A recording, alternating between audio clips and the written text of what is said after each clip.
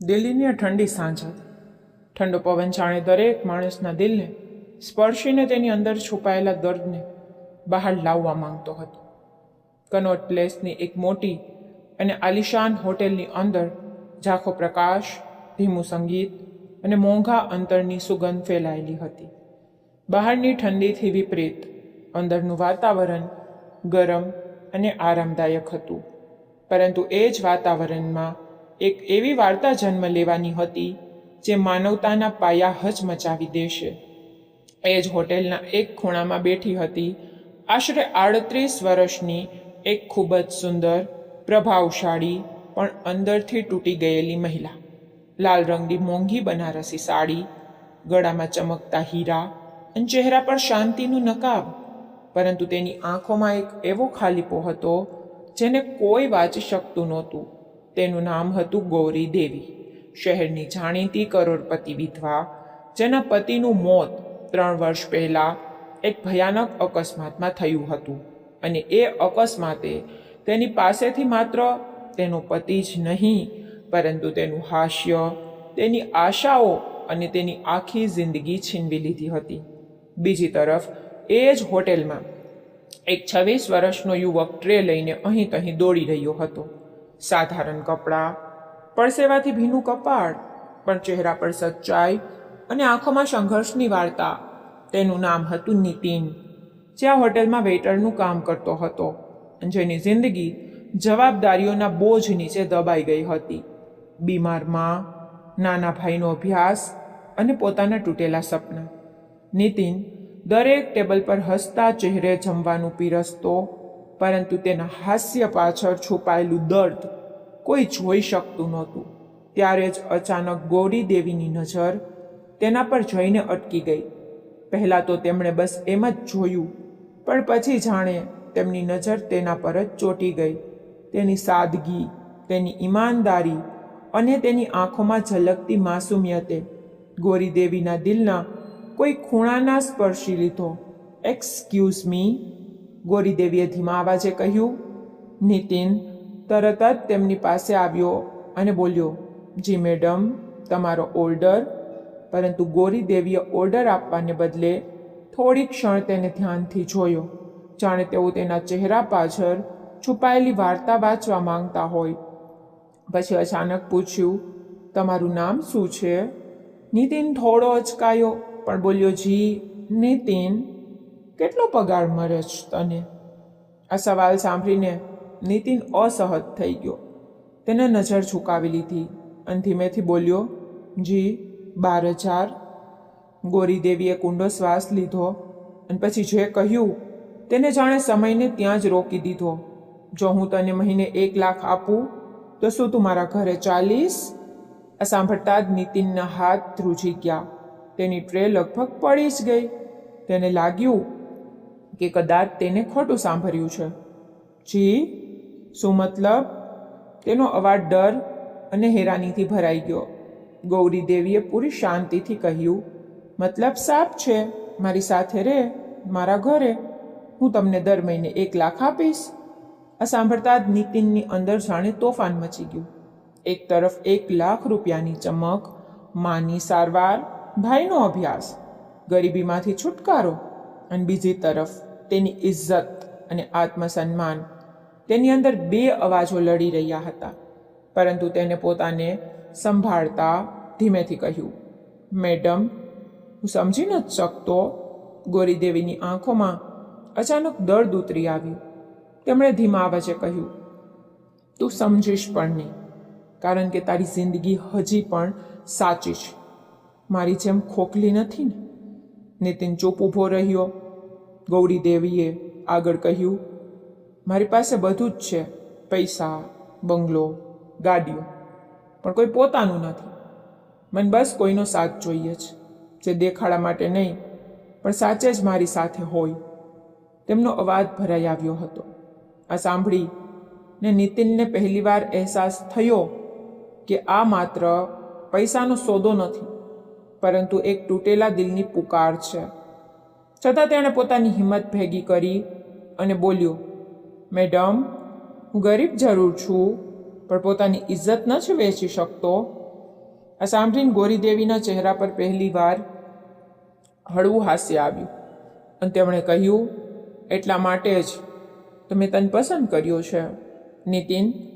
અને એક ક્ષણે બંનેની જિંદગી એક એવા વળાંક પર આવીને ઊભી રહી ગઈ જ્યાંથી આગળ શું થશે એ કોઈ નહોતું જાણતું. પણ એટલું નક્કી હતું કે આ વાર્તા માત્ર પૈસાની નહોતી, પરંતુ માનવતા, દર્દ અને એ અણકહ્યા સંબંધોની હતી જે નામ વગર પણ બહુ ઊંડા હોય છે. નીતિનના કાનમાં હજી પણ ગોરીદેવીના શબ્દો ગુંજી રહ્યા હતા, જાણે કોઈએ તેના મગજમાં એક એવો સવાલ છોડી દીધો હોય જેનો જવાબ તેની પાસે નહોતો. તે થોડી ક્ષણ ત્યાં જ ઊભો રહ્યો, પછી ધીમેથી પાછળ હટી ગયો અને બીજા ટેબલ પર જવા લાગ્યો. પરંતુ તેના કદમ લથડી રહ્યા હતા, તેનો હાથ ધ્રુજી રહ્યો હતો અને મગજમાં બસ એક જ વાત ઘૂમી રહી હતી, 1 લાખ મહિનો. તે રાત્રે હોટેલનું કામ પૂરું થયું, પણ નીતિનની અંદરનું તોફાન શાંત ન થયું. તે પોતાના નાના રૂમમાં પહોંચ્યો, જ્યાં એક જૂનો ખાટલો, તૂટેલી કબાટ, દિવાલો પરથી ઉખડેલું પ્લાસ્ટર તેની ગરીબીની વાર્તા બયાન કરી રહ્યા હતા. રૂમના ખૂણામાં તેની મા ખાસ્તા ખાસ્તા સૂતી હતી અને નાનો ભાઈ દીપક ચોપડી ખોલીને બેઠો હતો, પણ તેની આંખોમાં પણ ચિંતા સાફ દેખાતી હતી. ભાઈ આવી ગયા? દીપકે પૂછ્યું. નીતિને બસ હળવું હાસ્ય આપ્યું અને મા પાસે બેસી ગયો. માએ નબળા અવાજે કહ્યું, બેટા, આજે બહુ મોડું કરી દીધું, બધું બરાબર તો છે ને? નીતિન થોડી ક્ષણ ચૂપ રહ્યો, પછી બોલ્યો, હા માં, બધું બરાબર છે. પરંતુ તેના ચહેરાની બેચેની માથી છુપી ન રહી. માએ તેનો હાથ પકડ્યો અને બોલી, બેટા, તું મારાથી કંઈક છુપાવી રહ્યો છે? આ સાંભળતા જ નીતિનની આંખો ભરાઈ આવી, પણ તેને પોતાને સંભાળી લીધો. તે જ રાત્રે તે ધાબા પર જઈને બેસી ગયો. ઠંડો પવન તેના ચહેરા સાથે અથડાઈ રહ્યો હતો, પણ તેની અંદરની આગ શાંત નહોતી થઈ રહી. તેની સામે 2 રસ્તા હતા, એક તરફ ઇજ્જત અને સંઘર્ષથી ભરેલી જિંદગી, બીજી તરફ પૈસા અને એક અજાણ્યો કરાર. જો હું હા પાડી દઉં તો માની સારવાર થઈ જશે, દીપકનો અભ્યાસ પૂરો થઈ જશે, અમારી ગરીબી ખત્મ થઈ જશે. પણ ત્યારે જ તેની અંદરથી એક અવાજ આવ્યો, અને તારી ઇજ્જત, તારો આત્મા. તે માથું પકડીને બેસી ગયો. તેની આંખોમાંથી આંસુ નીકળી પડ્યા. બીજા દિવસે જ્યારે તે ફરીથી હોટેલ પહોંચ્યો, ત્યારે તેનું મન કામમાં બિલકુલ નહોતું લાગી રહ્યું. દરેક વખતે જ્યારે તે કોઈ ટેબલ પર જતો તો તેને ગૌરી દેવીનો ચહેરો યાદ આવી જતો. તેમની આંખોમાં છુપાયેલું દર્દ, તેમના અવાજની લાચારી. ત્યારે જ અચાનક મેનેજરનો અવાજ આવ્યો, નીતિન, ટેબલ નંબર 5 પર જા. નીતિન જેવો વળ્યો, તેનું દિલ જોરથી ધડકવા લાગ્યું. એ ટેબલ, એ જ જગ્યા, અને ત્યાં ફરીથી બેઠી હતી ગોરી દેવી. આજે પણ એટલી જ શાંત, એટલી જ રહસ્યમય. નીતિન ધીમે ધીમે તેમની પાસે ગયો. જી મેડમ. ગોરી દેવીએ તેની તરફ જોયું અને હળવા હાસ્ય સાથે બોલી, વિચારી લીધું? નીતિન પાસે જવાબ નહોતો. તેને નજર ઝુકાવી લીધી. ગૌરી દેવીએ આગળ કહ્યું, ડર નહીં, હું તને ખરીદી નથી રહી, બસ તને એક તક આપી રહી છું. પોતાના માટે નહીં તો પોતાના પરિવાર માટે વિચાર. આ સાંભળતા જ નીતિનનું દિલ જોરથી ધડકવા લાગ્યું. તેને માનો ખાસતો ચહેરો યાદ આવ્યો, દીપકની અધૂરી ચોપડીઓ યાદ આવી. જો હું ના પાડી દઉં તો શું હું મારા પરિવાર સાથે ન્યાય કરી શકીશ? આ સવાલ તેને અંદરથી તોડી રહ્યો હતો. થોડી ક્ષણની ખામોશી પછી તેણે ધ્રુજતા અવાજે કહ્યું, મેડમ, જો હું તમારી સાથે ચાલું તો મારે શું કરવું પડશે? આ સાંભળતા જ ગોરી દેવીની આંખોમાં એક હળવી ચમક આવી ગઈ, પરંતુ તેમણે પોતાને સંભાળતા કહ્યું, બસ મારા ઘરે રહેજે, મારું ધ્યાન રાખજે, અને સૌથી જરૂરી, મને એકલી ન મૂકતો. તેમના અવાજમાં એક અજીબ સચ્ચાઈ હતી જે નીતિનના દિલને સ્પર્શી ગઈ. નીતિને એક ઊંડો શ્વાસ લીધો, જાણે તે પોતાની આખી જિંદગીનો સૌથી મોટો નિર્ણય લેવા જઈ રહ્યો હોય. તેને આંખો બંધ કરી અને પછી ધીમેથી કહ્યું, ઠીક છે મેડમ, હું તૈયાર છું. આ કહેતા જ જાણે તેનો આત્મા ક્યાંક અંદરથી તૂટી ગયો, પણ તેની સાથે એક આશા પણ જાગી, પોતાના પરિવાર માટે કંઈક કરી શકવાની આશા. ગૌરી દેવીએ બસ હળવેથી માથું હલાવ્યું અને બોલી, આજે રાત્રે 9 વાગ્યે હોટેલની બહાર મળજે. અને પછી તેઓ ઊભા થઈને ચાલ્યા ગયા. નીતિન ત્યાં જ ઊભો રહી ગયો. તેને સમજાતું નહોતું કે તેણે સાચું કર્યું કે ખોટું, પણ હવે તે એ રસ્તો પસંદ કરી ચૂક્યો હતો જ્યાંથી પાછા ફરવું કદાચ અશક્ય હતું. તે રાત્રે 9 વાગ્યે જ્યારે તે હોટેલની બહાર ઊભો હતો, એક મોટી કાળી ગાડી તેની સામે આવીને રોકાઈ. ડ્રાઈવરે દરવાજો ખોલ્યો અને અંદર બેઠી હતી ગૌરી દેવી. તેમણે બસ એટલું જ કહ્યું કે આવી જા નીતિન, હવે તારી નવી જિંદગી શરૂ થવાની છે. અને નીતિને એકવાર પાછા વળીને પોતાના જૂના જીવનને જોયું અને પછી એ ગાડીમાં બેસી ગયો, એ જાણ્યા વિના કે આગળ તેનો સામનો કયા સત્ય સાથે થવાનો છે, જે તેની આખી વિચારસરણી, તેની આખી જિંદગી બદલી નાખશે. કાળી ચમચમાતી ગાડી જેવી જ શહેરની ભીડભાડમાંથી નીકળી ને સુમસામ રસ્તાઓ પર દોડવા લાગી. નીતિનના ધબકારા વધુ તેજ થઈ ગયા. બારીની બહાર અંધારું હતું, પણ તેની અંદર તેનાથી પણ વધુ ઊંડું અંધારું ચાલી રહ્યું હતું. તે વારંવાર પોતાની જાતને સવાલ કરી રહ્યો હતો, શું મેં સાચું કર્યું? પણ હવે પાછા ફરવું શક્ય નહોતું. થોડીવાર પછી ગાડી એક વિશાળ રોશનીથી ઝગમગતા બંગલા સામે જઈને રોકાઈ. આટલું મોટું ઘર નીતિને માત્ર ફિલ્મોમાં જોયું હતું. ઊંચા ઊંચા ગેટ, સુરક્ષા ગાર્ડ, અંદર સુંદર બગીચો અને ફુવારા, બધું જ કોઈ સપના જેવું લાગતું હતું. ડ્રાઈવરે દરવાજો ખોલ્યો.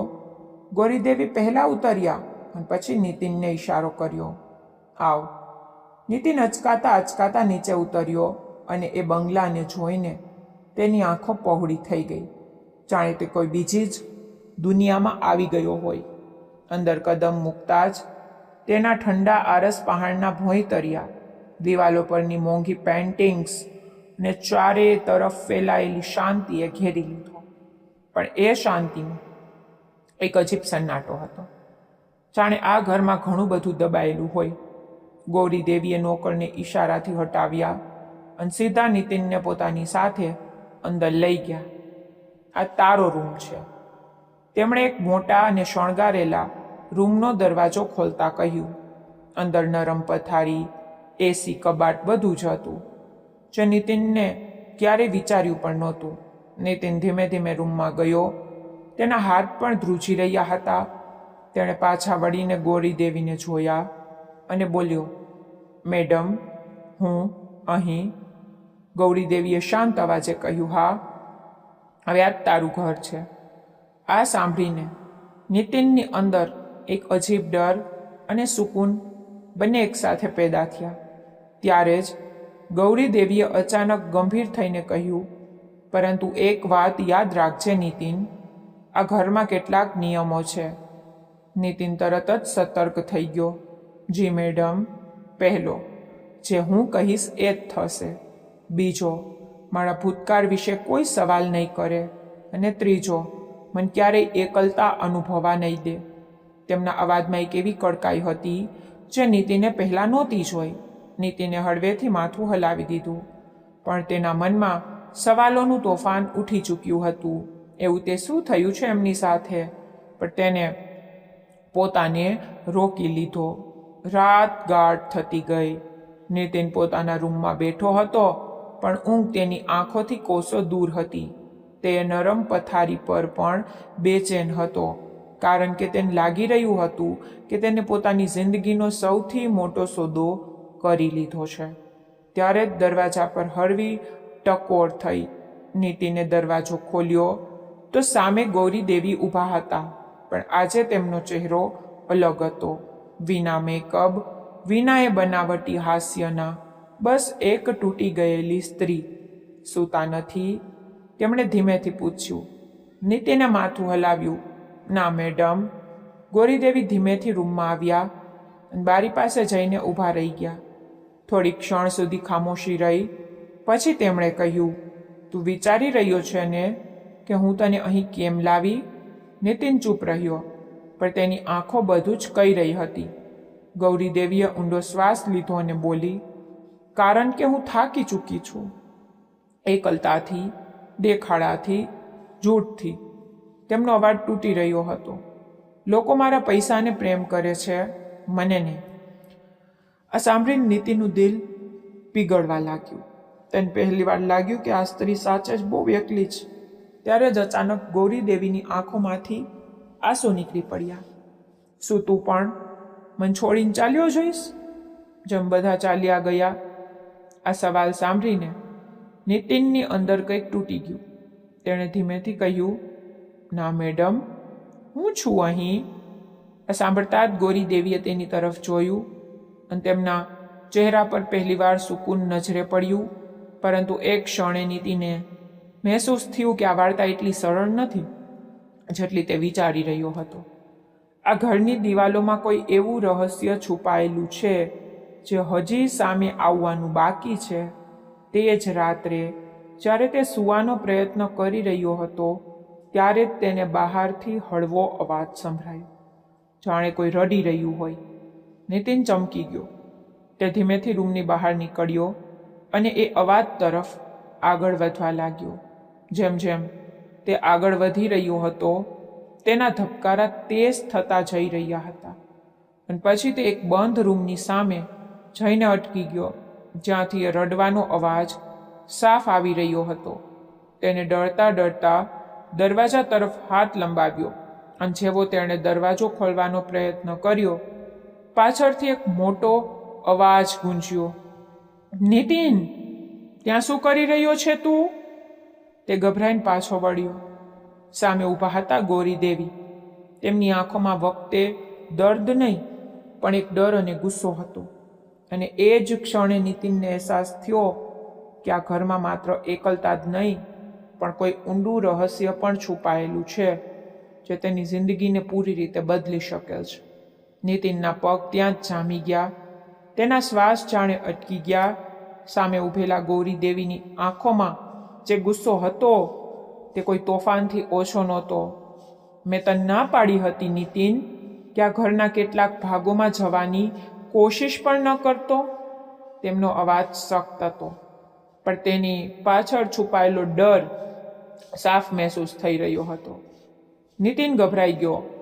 સોરી મેડમ, હું બસ મને લાગ્યું કે કોઈ રડી રહ્યું છે. આ સાંભળતા જ ગૌરીદેવી થોડી ક્ષણ માટે ચૂપ થઈ ગયા, જાણે તેમની અંદર કંઈક તૂટી ને બહાર આવવાની કોશિશ કરી રહ્યું હોય. પણ બીજી જ ક્ષણે તેમણે પોતાને સંભાળી લીધા.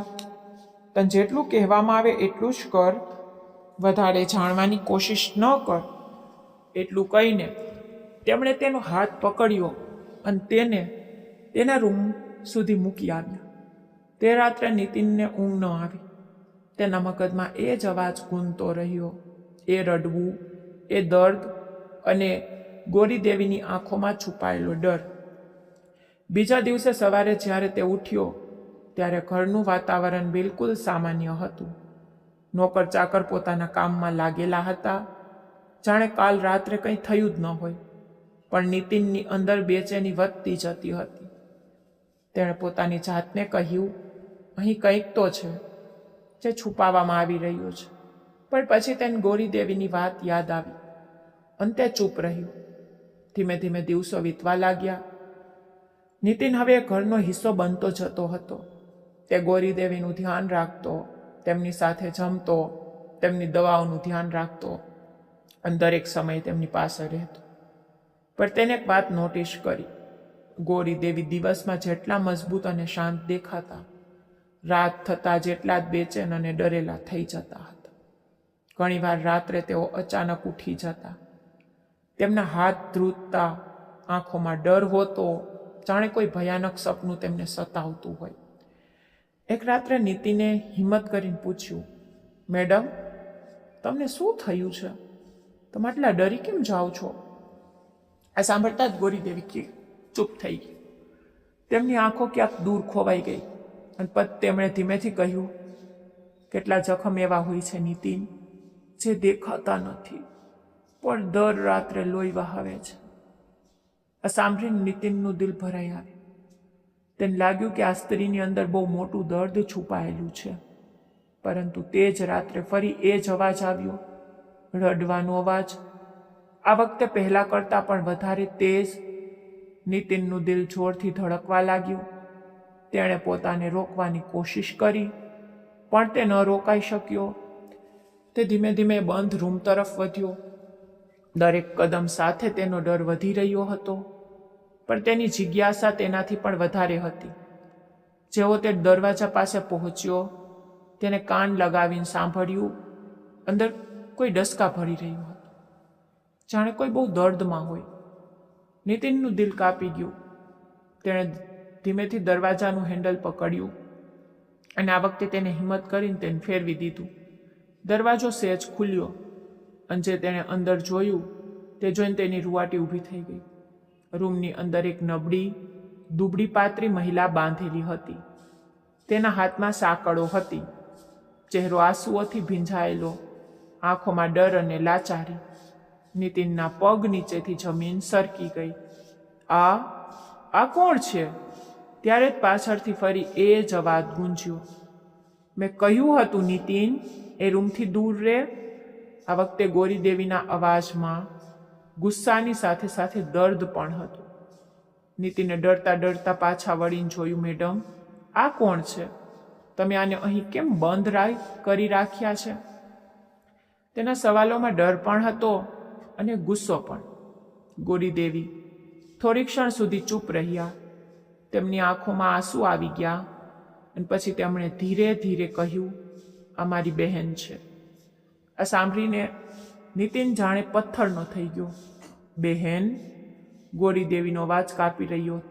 હા, મારી નાની બહેન, જે હવે આ હાલતમાં છે અને એની જવાબદાર હું પોતે છું.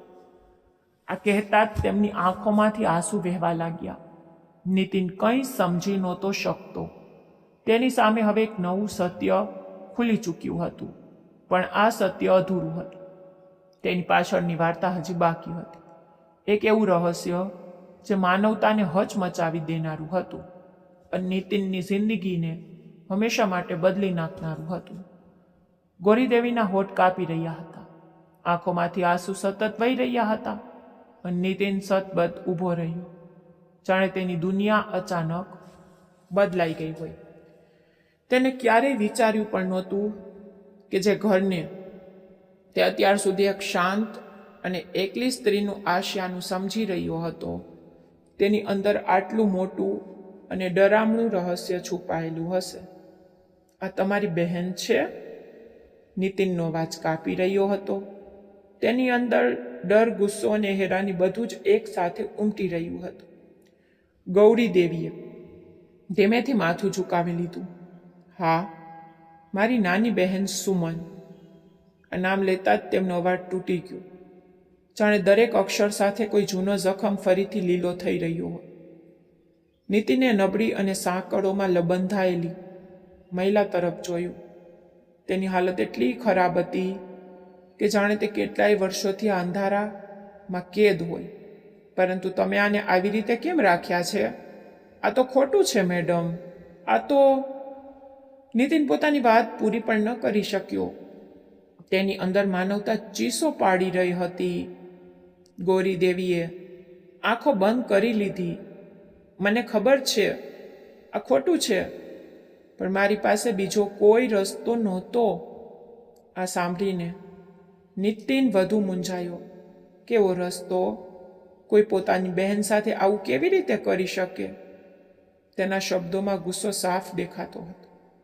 પરંતુ ગોરીદેવીએ ધીમે ધીમે પોતાની વાર્તા શરૂ કરી. 3 વર્ષ પહેલાં જ્યારે મારા પતિ જીવતા હતા, અમારી જિંદગી બહુ ખુશહાલ હતી. પૈસા, ઇજ્જત બધું જ હતું. અને સુમન, એ તો મારો જીવ હતી. હું તેને મારી દીકરીની જેમ પ્રેમ કરતી હતી. પણ એક દિવસ બધું ખત્મ થઈ ગયું. તેમનો અવાજ ઘેરો થઈ ગયો. નીતિન ચૂપચાપ સાંભળતો રહ્યો. મારા પતિનો અકસ્માત થયો, પણ એ અકસ્માત નહોતો, એક ષડયંત્ર હતું. અને એ ષડયંત્રની પાછળ ગોરીદેવીની આંખોમાં અચાનક આગ જેવી જલન થવા લાગી. મારી પોતાની બહેન સુમન હતી. આ સાંભળી ને નીતિનના પગ નીચેથી જમીન સરકી ગઈ. શું? ગોરીદેવીએ ધ્રુજતા અવાજે કહ્યું. હા, તેણે પૈસાની લાલચમાં મારા પતિને મરાવી નાખ્યા. તેને મારા જ ઘરને બરબાદ કરી દીધું. આ કહેતા તેમનું શરીર ધ્રુજી રહ્યું હતું. નીતિનની અંદર હવે એક નવો જંગ શરૂ થઈ ગયો. એક તરફ એ બિચારી દેખાતી સુમન, બીજી તરફ ગોરીદેવીનું દર્દ અને ગુસ્સો. પરંતુ તમે પોલીસને કેમ ન જણાવ્યું? નીતિને પૂછ્યું. ગોરીદેવીએ કડવું હાસ્ય આપ્યું. જણાવ્યું હતું, પણ પુરાવા નહોતા અને પૈસા આગળ કાયદો પણ નબળો પડી ગયો. તેમની આંખોમાં નફરત સાફ ઝલકતી હતી. એ દિવસે મેં નિર્ણય કર્યો કે હું તેને એવી સજા આપીશ જે દરરોજ તેને તેના ગુનાનો અહેસાસ કરાવશે. નીતિન સુન્ન રહી ગયો. એટલા માટે તમે તેને અહીં કેદ કરી રાખી છે? ગોરીદેવીએ માથું હલાવ્યું. હા, આ તેની સજા છે. થોડી ક્ષણ માટે રૂમમાં ખામોશી છવાઈ ગઈ. માત્ર સુમનના ધીમા ડસકા સંભળાઈ રહ્યા હતા. નીતિને તેની તરફ જોયું. તે હજી પણ ધ્રુજી રહી હતી. તેની આંખોમાં ડર અને પસ્તાવો સાફ દેખાતો હતો. ત્યારે જ અચાનક સુમને નબળા અવાજે કહ્યું. દીદી, મને માફ કરી દો, હું મરી જઈશ અહીં. સાંભળતા જ નીતિનનું દિલ પીગળી ગયું. તેણે ગોરીદેવી તરફ જોયું. મેડમ, આ ખોટું છે. કોઈ પણ ભૂલ એટલી મોટી ન હોતી કે માણસને આ રીતે જીવતે જીવ સજા આપવામાં આવે. પરંતુ ગોરીદેવીની આંખોમાં હવે પથ્થર જેવી કડકાઈ આવી ચૂકી હતી. તું નહીં સમજે નીતિન, તેને માત્ર મારા પતિને નથી માર્યા, તેને મારી આખી જિંદગી ખતમ કરી દીધી છે. તેમના અવાજમાં દર્દ અને ગુસ્સો બંને હતા. પરંતુ નીતિને હિંમત ન હારી. પરંતુ તમે પણ તો એ જ કરી રહ્યા છો ને જે તેને કર્યું. તમે પણ એક જિંદગી ખતમ કરી રહ્યા છો. આ સાંભળતા જ ગોરીદેવી જાણે ચૂપ થઈ ગયા. તેમની અંદર કંઈક હલી ગયું હતું. પણ તેમણે પોતાને સંભાળતા કહ્યું, બસ હવે આ બાબતે વધુ વાત નહીં થાય. એટલું કહી ને તેમણે દરવાજો બંધ કરી દીધો. નીતિનને ત્યાંથી જવાનો ઈશારો કર્યો. તે રાત્રે નીતિન પોતાના રૂમમાં બેઠો હતો, પણ તેનું મન શાંત નહોતું. તેને વારંવાર સુમનનો રડતો ચહેરો યાદ આવી રહ્યો હતો.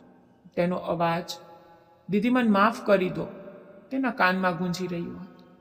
તેને પોતાની જાતને કહ્યું, જો હું ચૂપ રહ્યો તો શું હું પણ આ ગુનાનો હિસ્સો નહીં બની જાઉં? તેની અંદર માનવતા અને મજબૂરી વચ્ચે જંગ ચાલી રહ્યો હતો. એક તરફ ગોરીદેવીએ આપેલા પૈસા અને તેના પરિવારની જરૂરિયાતો, બીજી તરફ એક લાચાર સ્ત્રીની જિંદગી. તે આખી રાત ઊંઘી ન શક્યો. બીજા દિવસે જ્યારે તેને ગોરીદેવીને જોયા તો તેમના ચહેરા પર ફરી એ જ શાંતિ, જાણે કંઈ થયું જ ન હોય. પણ હવે નીતિન તેમને પહેલાની જેમ જોઈ નહોતો શકતો. તેના મનમાં સવાલ અને શંકા વધતા જઈ રહ્યા હતા. શું સાચે જ સુમન દોષિત છે કે આની પાછળ કોઈ બીજી વાર્તા છુપાયેલી છે? આ સવાલ તેને અંદરથી ખાઈ રહ્યો હતો. એ જ દિવસે તેણે નિર્ણય કર્યો કે સત્ય જાણીને જ રહેશે, ભલે એના માટે તેને ગમે તેમ કરવું પડે. અને આ જ નિર્ણય તેની જિંદગીને એક એવા વળાંક પર લઈ જવાનો હતો જ્યાંથી પાછા ફરવું કદાચ અશક્ય થઈ જાત. કારણ કે હવે આ માત્ર એક નોકરી નહોતી રહી, આ તો એક લડાઈ બની ચૂકી હતી. માનવતા અને નફરત વચ્ચેની લડાઈ, જેમાં નીતિનને નક્કી કરવાનું હતું કે તે કઈ તરફ ઊભો રહેશે. તે રાત્રે નીતિનની આંખોમાં ઊંઘ નહોતી, જાણે તેની અંદર કોઈ તોફાન સતત ઉઠી રહ્યું હોય અને તેને ચેનથી બેસવા ન દેતું હોય. તેણે નક્કી કરી લીધું હતું કે હવે તે આ ઘરમાં રહીને માત્ર એક નોકરી નહીં કરે, પરંતુ સત્યને સામે લાવશે, ભલે એના માટે તેને કેટલું પણ મોટું જોખમ કેમ ન ઉઠાવવું પડે. બીજા દિવસથી તેને દરેક નાની નાની વસ્તુ પર ધ્યાન આપવાનું શરૂ કરી દીધું. નોકરોના ચહેરાના હાવભાવ, ગોરીદેવીની ચાલઢાલ, તેમના બોલવાની રીત અને સૌથી વધુ એ બંધ રૂમની આસપાસનું વાતાવરણ. તેને સાફ મહેસૂસ થવા લાગ્યું કે આ ઘરમાં કંઈક એવું છે જેને જાણી જોઈને છુપાવવામાં આવી રહ્યું છે. ઘણીવાર તેને નોકર સાથે વાત કરવાની કોશિશ કરી, પણ દર વખતે બધા લોકો તેનાથી બચીને નીકળી જતા, જાણે તેમની અંદર કોઈ ડર બેઠો હોય. પરંતુ એક દિવસ તેને તક મળી જ ગઈ, જ્યારે ઘરના જૂના નોકર રામુ કાકા એકલા બેઠા હતા. નીતિન તેમની પાસે ગયો અને ધીમેથી બોલ્યો, કાકા, સત્ય શું છે? એ રૂમમાં જે મહિલા છે કોણ છે અને કેમ કેદ છે? રામુ કાકા પહેલા તો ડરી ગયા, પણ નીતિનની આંખોમાં સચ્ચાઈ જોઈને તેમનું દિલ પીગળી ગયું. તેમણે ધીમેથી કહ્યું કે જે વાર્તા નીતિનને કહેવામાં આવી છે તે પૂરી સચ્ચાઈ નથી, અને આ ઘરમાં જે દેખાય છે તેની પાછળ બહુ મોટું રહસ્ય છુપાયેલું છે. આ સાંભળીને નીતિનની અંદર બેચેની વધુ વધી ગઈ. તેને પૂછ્યું કે અસલી સત્ય શું છે? પણ રામુ કાકાએ સાફ ના પાડી દીધી અને કહ્યું કે આ ઘરમાં સત્ય બોલવાની મનાઈ છે અને વધારે જાણવાની કોશિશ કરવી જોખમથી ખાલી નથી. એ દિવસ પછી નીતિન વધુ પડતો સતર્ક થઈ ગયો અને તેણે ધારી લીધું કે હવે તે પોતે સત્ય સુધી પહોંચશે. તે જ રાત્રે જ્યારે આખું ઘર ગાઢ ઊંઘમાં ડૂબેલું હતું અને ચારેય તરફ સન્નાટો છવાયેલો હતો, નીતિન ધીમે ધીમે પોતાના રૂમમાંથી બહાર નીકળ્યો. દબાયેલા પગલે એ બંધ રૂમ તરફ વધવા લાગ્યો. તેના દિલના ધબકારા એટલા તેજ થઈ ચૂક્યા હતા કે તેને લાગી રહ્યું હતું કે ક્યાંક તેનો અવાજ બહાર ન આવી જાય. તેણે ધીમેથી દરવાજો ખોલ્યો અને અંદર ગયો તો જોયું કે એ જ નબળી અને તૂટી ગયેલી સુમન ખૂણામાં બેઠી હતી. તેની હાલત પહેલાં કરતાં પણ વધારે ખરાબ લાગી રહી હતી. પરંતુ જેવી તેણે નીતિનને જોયો, તેની આંખોમાં આશાની એક હળવી ચમક આવી ગઈ. તેને બહુ ધીમા અવાજે પૂછ્યું કે શું તે તેને બચાવવા આવ્યો છે? આ સાંભળીને નીતિનની અંદર દર્દ ઉઠ્યું, પણ તેને પોતાને સંભાળતા કહ્યું કે તે પહેલાં સત્ય જાણવા માંગે છે. અને તેણે સીધો સવાલ પૂછ્યો કે શું તે સાચે જ પોતાના જીજાજીના મોતના જવાબદાર છે? સાંભળતા જ સુમન જોર જોરથી રડવા લાગી અને તેને વારંવાર કહ્યું કે તેને કંઈ નથી કર્યું અને તે બેગુનાહ છે. તેના અવાજમાં એટલી સચ્ચાઈ હતી કે નીતિનનું દિલ ડગમગી ગયું. તેણે પૂછ્યું કે જો તે બેગુનાહ છે તો પછી ગોરીદેવી તેને કેમ દોષિત માને છે? આના પર સુમને જણાવ્યું કે એ દિવસે ઘરમાં બહુ મોટો ઝઘડો થયો હતો. ગોરીદેવી અને તેમના પતિ વચ્ચે પૈસા અને બિઝનેસને લઈને તીખી ચર્ચા થઈ ગઈ અને વાત એટલી વધી ગઈ કે બંને એકબીજા પર આરોપ લગાવવા લાગ્યા હતા. તેણે જણાવ્યું કે જીજાજીએ ગુસ્સામાં આવીને ઘર છોડી દીધું હતું અને થોડીવાર પછી તેમના મોતના સમાચાર આવી ગયા. સુમને કહ્યું કે તે બધું પોતાની આંખોથી જોઈ ચૂકી છે, પણ તેની પાસે કોઈ પુરાવા નહોતા અને એનો જ ફાયદો ઉઠાવીને બધો આક્ષેપ તેના પર નાખી દેવામાં આવ્યો. આ સાંભળીને નીતિનનું મગજ શૂન્ય થઈ ગયું. હવે તેને સમજાતું નહોતું કે કોના પર ભરોસો કરવો.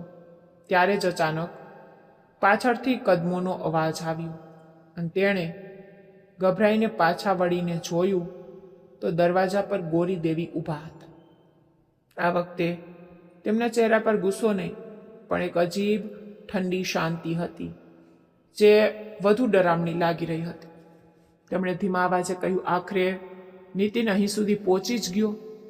નીતિને હિંમત કરીને તેમને પૂછ્યું કે સત્ય શું છે અને શું સુમન જૂઠું બોલી રહી છે કે તે પોતે?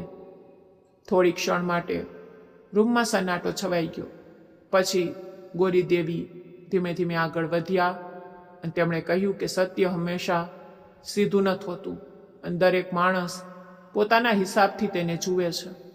તેમણે સ્વીકાર્યું કે એ દિવસે ઝઘડો થયો હતો, પણ તેમણે એ પણ કહ્યું કે એનો મતલબ એ નથી કે તેમણે પોતાના પતિને મરાવ્યા.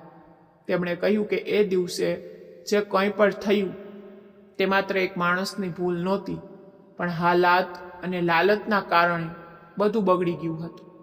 તેમની આંખોમાં આંસુ આવી ગયા અને તેમણે કહ્યું કે ક્યારેક ક્યારેક માણસ પોતાની જ ઈચ્છાઓનો કેદી બની જાય છે અને એ જ ઈચ્છાઓ તેને એવા નિર્ણયો લેવા પર મજબૂર કરી દે છે જેનું પરિણામ બહુ ભયાનક હોય છે.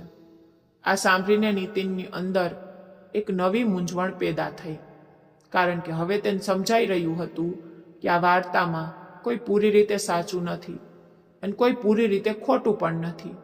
પરંતુ હવે સવાલ એ હતો કે તે શું કરશે? શું તે આ ઘરના અંધારા સત્યને ઉજાગર કરશે કે પછી ચૂપ રહીને બધું એમ જ ચાલવા દેશે? અને આ જ નિર્ણય તેની જિંદગીની દિશા નક્કી કરવાનો હતો, કારણ કે હવે તે માત્ર એક વેઇટર નહોતો, પણ એક એવી વાર્તાનો હિસ્સો બની ચૂક્યો હતો જ્યાં દરેક કદમ પર માનવતા અને સ્વાર્થની ટક્કર થવાની હતી. નીતિન આખી રાત જાગતો રહ્યો. તેની આંખો સામે વારંવાર એ જ દ્રશ્ય ઘૂમી રહ્યું હતું. સુમનની લાચારી, ગોરીદેવીનો તૂટતો અવાજ અને એ ઘરની દિવાલોમાં છુપાયેલું સત્ય. હવે તેના માટે આ બધું માત્ર એક વાર્તા નહોતું રહ્યું, પણ એક જવાબદારી બની ચૂક્યું હતું. એક એવી જવાબદારી જે તેને ચેનથી બેસવા નહોતી દેતી. સવાર થતાં જ તેને નક્કી કરી લીધું કે હવે તે આ રમતને ખતમ કરશે, ભલે એના માટે તેને કેટલું પણ મોટું કદમ કેમ ન ઉઠાવવું પડે. તે સીધો ગોરીદેવી પાસે ગયો. તેઓ હંમેશાની જેમ શાંત બેઠા હતા, પણ તેમની આંખોમાં ઊંડાઈ હવે વધુ વધી ચૂકી હતી. નીતિને વાત ફેરવ્યા વગર સીધું જ કહ્યું કે તે સુમનને આ હાલતમાં નથી જોઈ શકતો અને તેને આઝાદ કરવા માંગે છે. આ સાંભળતા જ ગોરીદેવીનો ચહેરાનો રંગ બદલાઈ ગયો. તેમની આંખોમાં અચાનક ગુસ્સો અને દર્દ બંને ઉભરી આવ્યા. તેમણે સખ્ત અવાજે કહ્યું કે નીતિન પોતાની હદ પાર કરી રહ્યો છે. પરંતુ આ વખતે નીતિન પાછો હટવાનો નહોતો. તેને કહ્યું કે માનવતા કોઈ પણ સંબંધ કે દર્દ કરતા મોટી હોય છે, અને જે સજા સુમનને આપવામાં આવી રહી છે તે તો ખોટી છે. આ સાંભળતા જ ગોરીદેવીની અંદરનો જ્વાળામુખી ફાટી નીકળ્યો.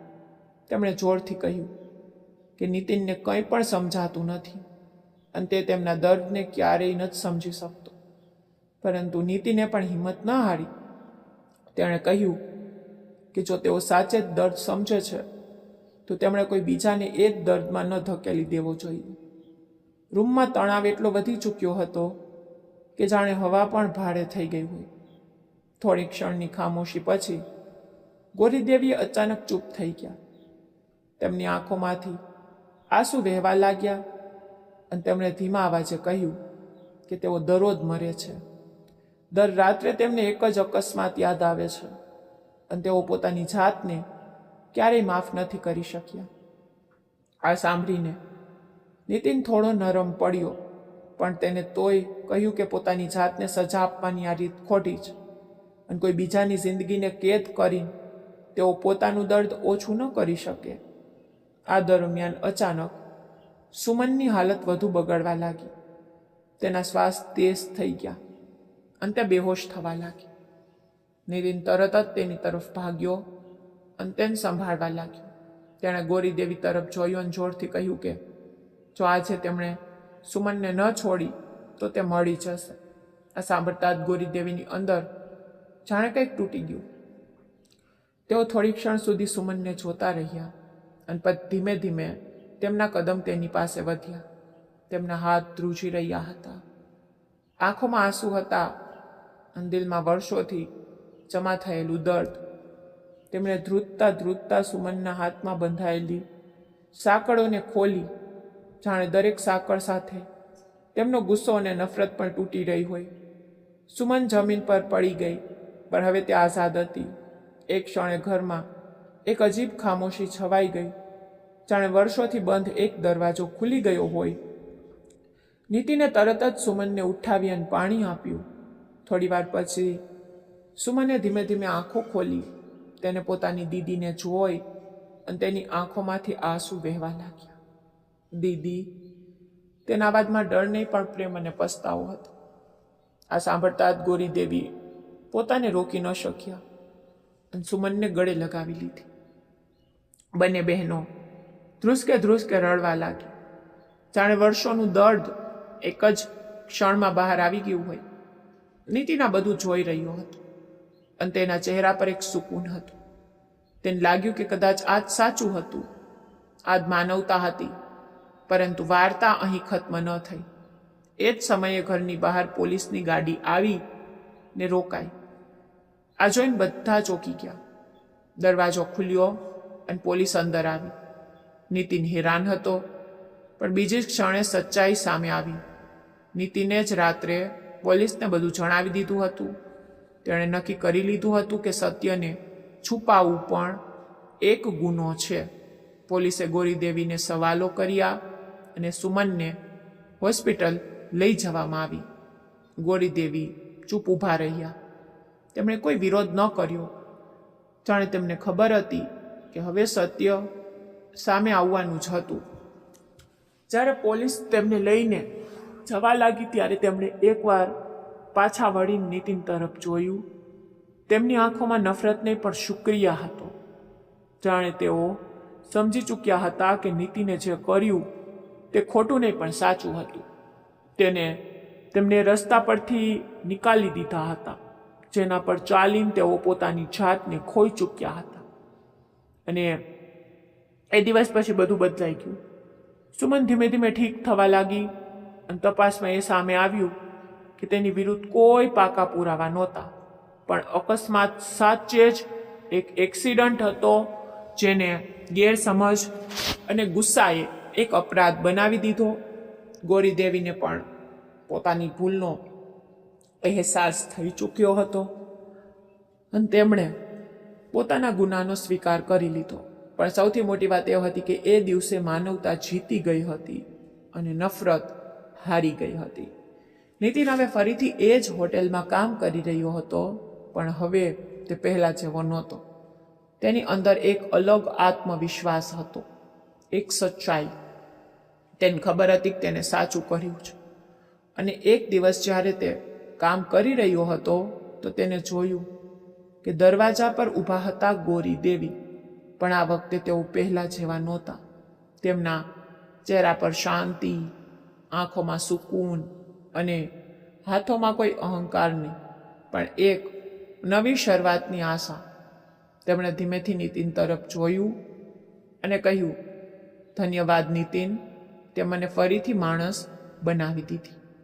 અને આ સાંભળીને નીતિનની આંખોમાં પણ હળવી ભીનાશ આવી ગઈ, કારણ કે તેને સમજાઈ ગયું હતું કે ક્યારેક ક્યારેક સાચો નિર્ણય લેવો સરળ ન થતો, પણ એ જ નિર્ણય કોઈની જિંદગી બદલી શકે છે.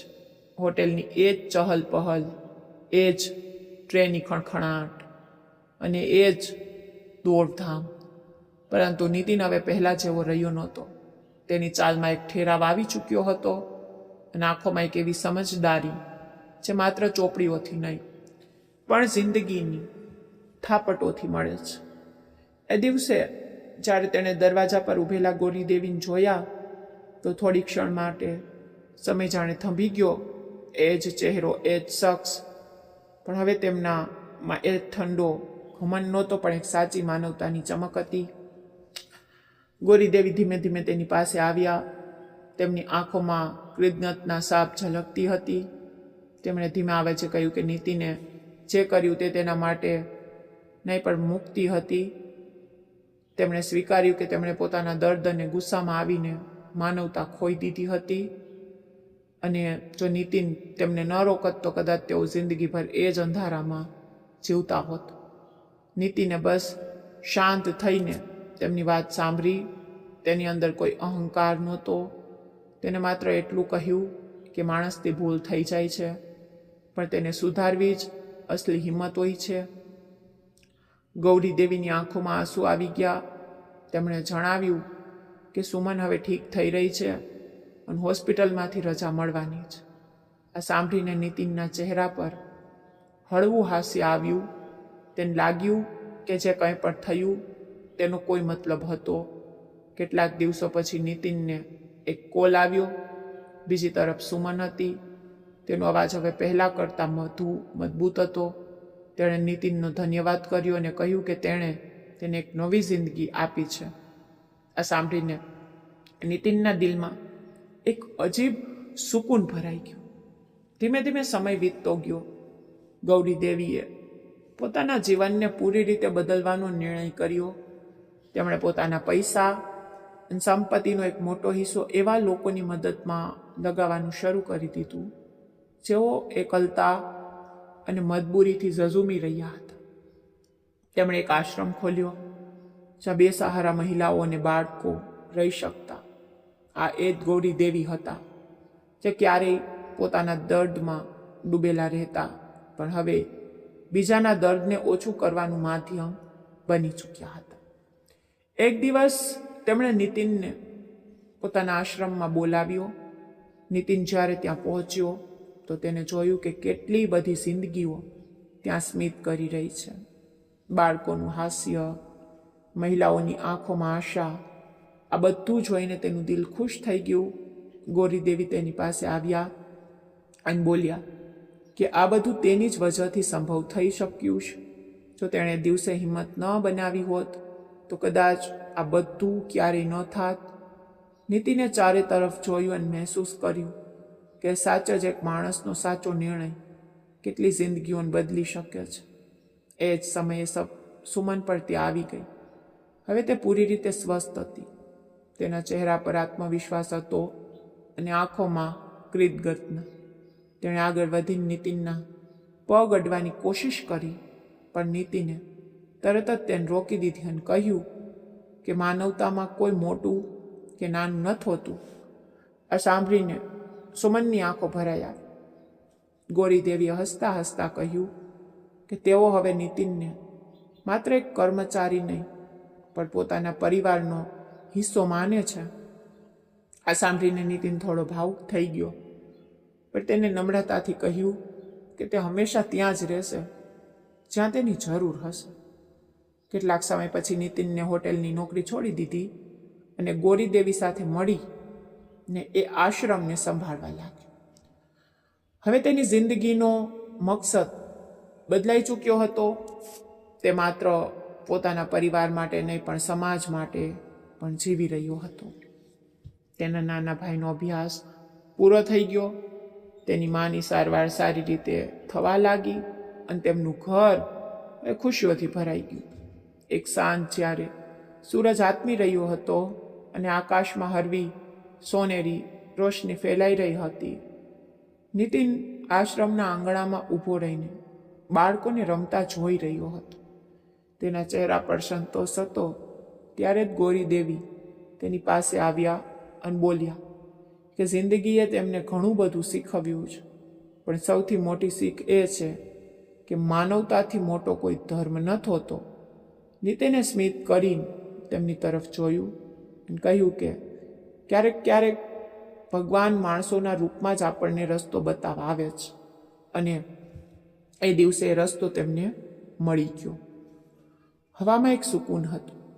જાણે બધું ઠીક થઈ ગયું હોય, જાણે દરેક દર્દનો અંત આવી ગયો હોય.